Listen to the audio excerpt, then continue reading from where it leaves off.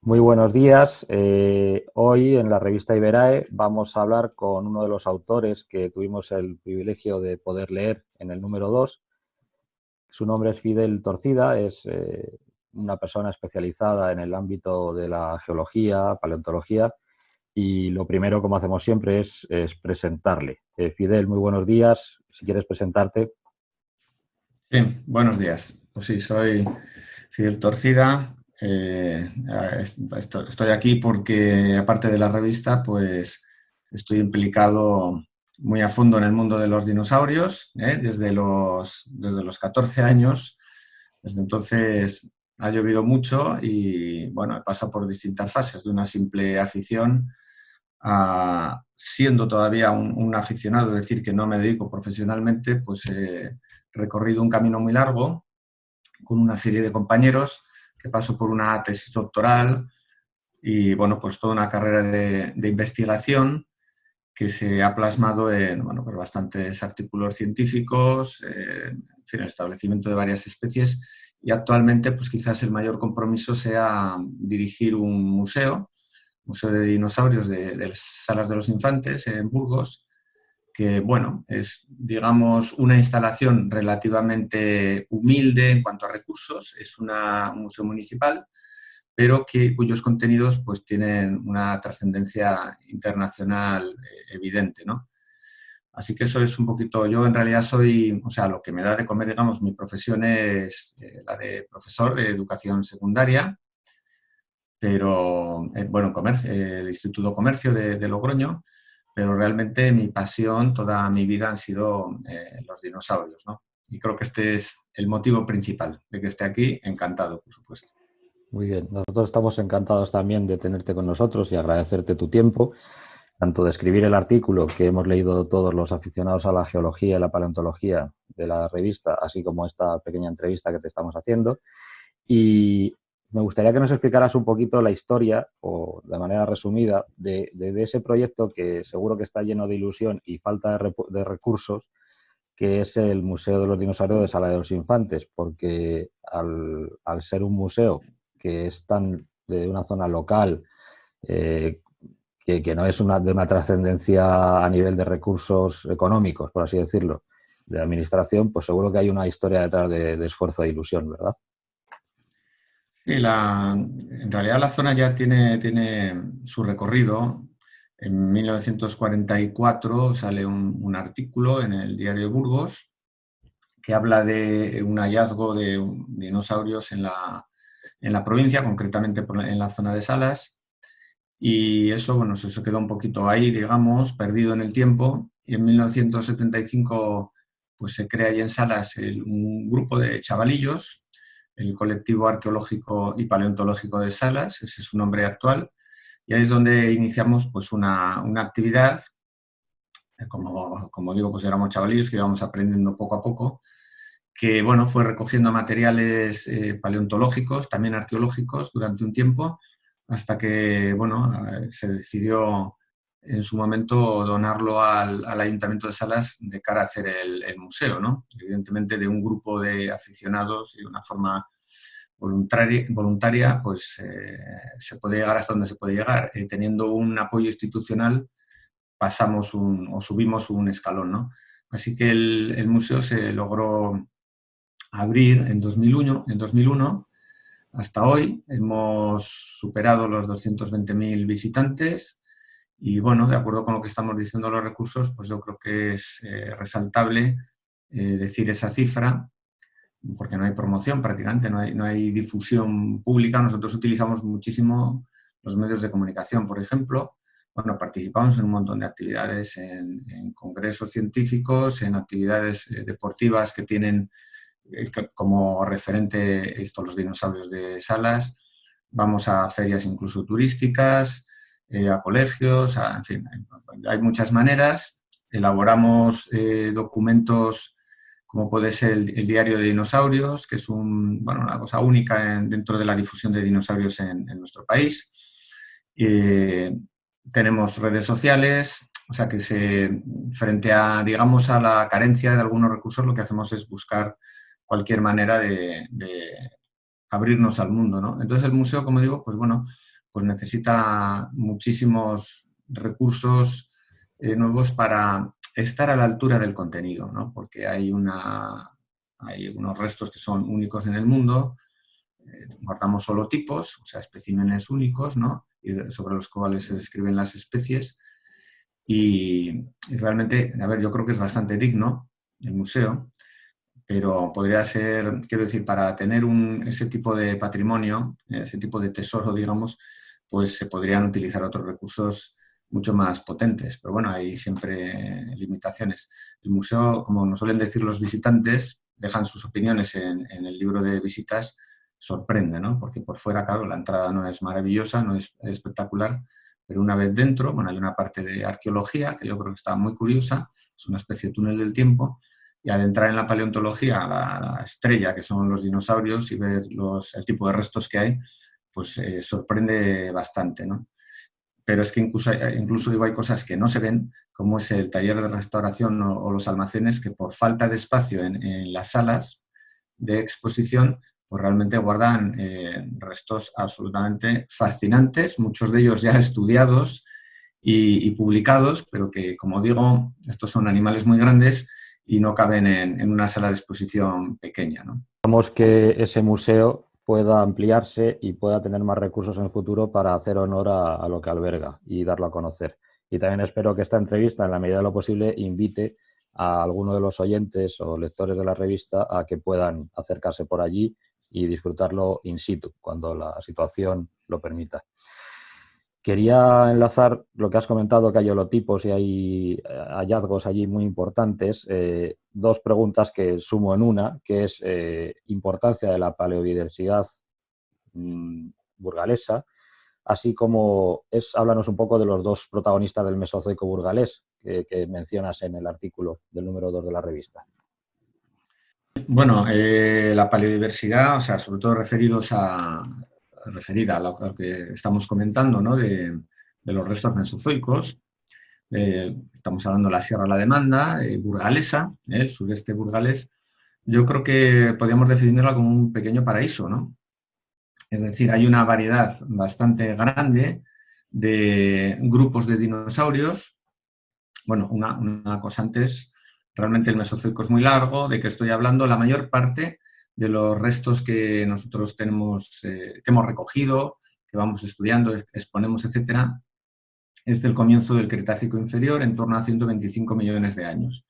Hay también restos del final del Cretácico, cercanos a la extinción, son unos 70 millones de años, y luego ahora estamos trabajando especialmente en excavaciones, que llevamos ya 3 campañas, en un periodo de tránsito de 144 millones de años. Bueno, esto es un poco, en fin, una relación de años que igual nos marean, pero es importante porque, claro, voy a intentar diferenciarlo. Por un lado, digo, sobre todo, me voy a centrar en el comienzo del Cretácico. Entonces, como digo, hay una diversidad bastante grande de grupos de dinosaurios bastante conocidos, como son los saurópodos, ¿no? Los cuellilargos de los niños. Hay otros dinosaurios vegetarianos más pequeños, digamos, pero que cumplen papeles fundamentales en el ecosistema, como son los iguanodontes. Tenemos terópodos, los que son los carnívoros. Tenemos dinosaurios acorazados, con espinas, etc. Junto a ellos, evidentemente, hay otros vertebrados, hay tortugas, cocodrilos, pterosaurios, etc.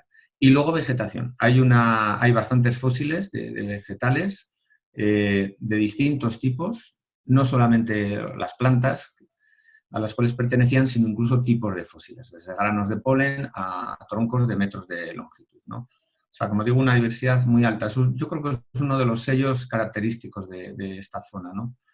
Y en el paso del Jurásico al Cretácico, esos 144 millones de años, como estaba comentando, hay una zona, sobre todo la zona de Lara, que está dando, bueno, pues yacimientos muy interesantes. Hay uno de huellas de unos casi 5 kilómetros de longitud, de forma interrumpida, pero con yacimientos en toda esa longitud, toda esa extensión. Y un yacimiento en especial que estamos excavando, llevamos 3 campañas, no sé cuántas más necesitaremos, porque ya hemos visto que es una auténtica mina, ¿no? Aparecen sobre todo 2 dinosaurios grandes, gigantes, saurópodos, pero también otros de otros tipos. Cada año aparecen nuevos tipos, y en una cantidad muy grande, en algunos sitios absolutamente amontonados y con una magnífica conservación, ¿no? Eso es lo que estamos ahora. El mayor esfuerzo está ahí situado y yo creo que nos va a dar muchas alegrías, más allá de las que nos está dando ahora esa simple investigación de campo, ¿no? Entonces, bueno, pues el material que tenemos desde el comienzo del museo y con las excavaciones que se han ido haciendo desde 2002, hemos podido describir 4 especies de vertebrados fósiles del Mesozoico, como son una tortuga, un quelonio, Larachelus, un varanoideo, que es Arcanosaurus, y 2 dinosaurios. 2 dinosaurios como son Demandasaurus y Europatitan, que serían, pues, yo creo que las estrellas del museo, ¿no? Fundamentalmente. He localizado alguna imagen porque merece la pena. El estudio científico de los huesos te permite la descripción de la especie, pero luego también hay que difundirlo y entonces hemos hecho ilustraciones, bueno, se lo hemos encargado a paleoilustradores profesionales, por ejemplo, Europatitan, que es uno de los dinosaurios que hemos descrito. El dibujo lo preparamos con ese asesoramiento que le dábamos, ¿no? Pero lo preparó Bonadonna, que es un dibujante residente de National Geographic, ¿no? Dibujó hace poco Spinosaurus en un estudio impactante, ¿no? Que ha salido recientemente. Bueno, pues Europatitan es uno de ellos, es un dinosaurio gigante, que lo más llamativo de él es que su cuello era excesivamente largo. Quiero decir, son los saurópodos de cuello largo, pero había un grupo, que cada vez vamos conociendo más de él, que tenía un cuello de 10-11 metros de longitud, que es el caso, 10 metros de longitud, ¿no? Es un dinosaurio gigante que alcanzó, estimamos, unos 27 metros de longitud, 35 toneladas, o sea, una bestia, vamos. Además, lo que llama mucho la atención de estos saurópodos es que tienen los huesos ahuecados, porque tenían una adaptación que era sacos aéreos que se prolongaban por todo el cuerpo, como en el caso de las aves, y se metían dentro de los huesos. Entonces, por ejemplo, las vértebras de Europatitan, hay vértebras de 1,10 m, que son preciosas de ver, ¿no? Que son absolutamente delicadas, porque no son macizas, están llenas de láminas de huesos con un montón de huecos, ¿no? En el caso de Europatitan, incluso los huesos por dentro eran como panales de abejas. O sea, es una cosa alucinante, realmente alucinante lo de estos animales. A mí cada vez me sorprenden más, ¿no? Y el otro dinosaurio muy, muy interesante científicamente, menos espectacular en este sentido, es otro saurópodo, otro cuello largo, que es de la familia de los rebaquisáuridos. Los rebaquisáuridos están emparentados con Diplodocus, que igual es más conocido, pero es un grupo bastante enigmático y que se pensaba que era exclusivo de Gondwana, es decir, de aquellos continentes del sur, como son América del Sur, África, Madagascar en su momento, etcétera, Australia, la Antártida, ¿no? Y de repente aparece en Europa en Salar de los Infantes. Es la única especie rebaquisáurido de todos los continentes del norte de la Eurasia. Se llama Demandasaurus y es, digamos, el dinosaurio que nos enlaza Europa con África, porque sus descendientes directos, o ellos ya como Demandasaurus, con muy poquitos cambios, se movieron desde África aquí hasta Europa, atravesando el mar Tetis, en una hipótesis que hemos desarrollado, ¿no?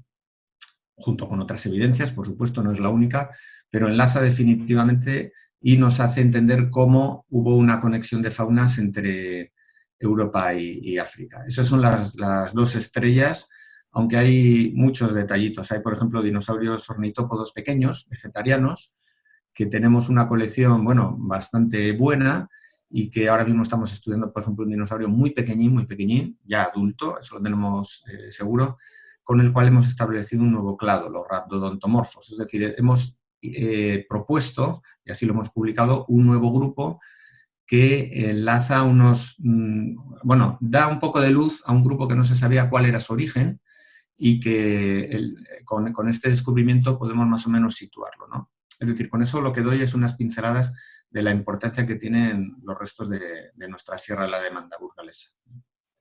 La verdad es que es impresionante y lo que hace pensar así de inicio es que va a hacer falta un gran museo para albergar todos estos enormes descubrimientos. Finalmente, como cierre de esta pequeña conversación, quería que nos comentaras el entorno donde se han hecho todos estos descubrimientos, la Sierra de la Demanda, nos hablaras un poco de ella, de sus valores naturales, culturales, que hacen que sea un contexto que acompañe en un viaje ya no solo paleontología y aventura geológica, sino también turismo de naturaleza y sobre todo conocer nuestras maravillosas tierras peninsulares. Entonces, háblanos un poco de ese entorno.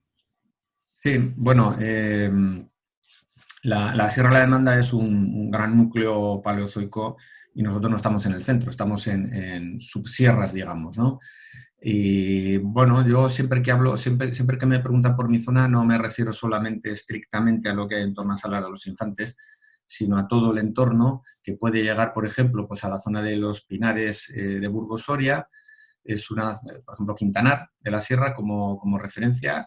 Es una zona de unos bosques de pinos absolutamente gigantescos, extensísimos, muy bien cuidados por las poblaciones, que los gestionan de una manera, digo, admirable. Allí no hay incendios, por ejemplo, para que nos hagamos una idea, a pesar de ser una masa extensísima, con numerosos lugares pues, para pasear, para disfrutar del paisaje, etcétera, ¿no? Luego tenemos otros lugares, bueno, nos podemos acercar más, como digo, al núcleo de la demanda, de la sierra, que son montañas pues, muy viejas, pero realmente espectaculares, con muchísimos valles, lugares también para admirar, para pasear, para respirar aire puro, que nos hace muchísima falta. No voy a decir que son lugares vírgenes, pero que realmente también un poco debido a la despoblación, pues están casi en estado virgen en algunos rincones, ¿no?